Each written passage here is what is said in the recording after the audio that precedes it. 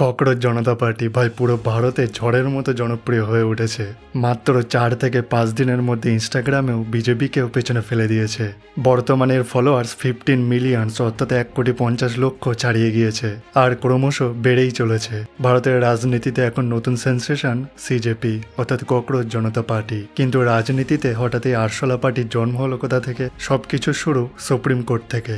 একটি শুনানিকালে Chief Justice of India Suryakant দেশের বেকার যুবক, সোশ্যাল মিডিয়া ইউজার এবং আরটিআই কর্মীদের আরশোলা এবং পরজীবী অর্থাৎ প্যারাসাইটসের সঙ্গে তুলনা করে বসেন। Have you seen there are youngsters like cockroaches? They don't get any employment. They don't have any place in profession. Some of them become media. Some of them become social.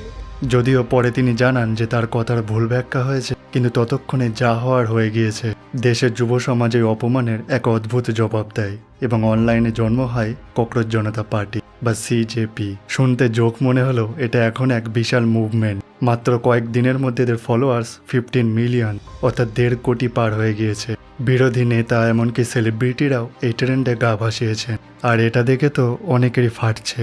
এটা কোনো মিম বা হাসি ঠাট্টা নয়, এটা ভারতের বেকার যুব সমাজের পুঞ্জীবিত ক্ষোভের এক মারাত্মক বিস্ফোরণ।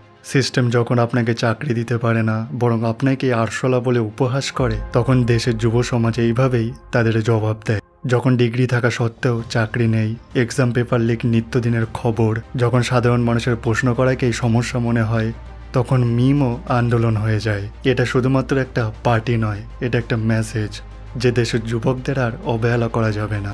কারণ যদি কোটি কোটি তরুণ তরুণীকে ককরোচে ভাবা হয়, তাহলে মনে রাখবেন ককরোচ সহজে মরে না। সিস্টেম যখন গাটার অর্থাৎ নর্দমায় পরিণত হয়, তখন সেখান থেকে আরশোলা তো জন্মাবেই। আজকের মিম আগামী দিনের রিভলিউশন হবে কিনা, নাকি এর পেছনে কোনো ষড়যন্ত্র লুকিয়ে আছে, সেটা সময় বলে দেবে। কিন্তু একটা কথা পরিষ্কার, ভারতের যুব সমাজ আর চুপ নেই, তাদেরকে আর দমিয়ে রাখা যাবে না। জয় হিন্দ।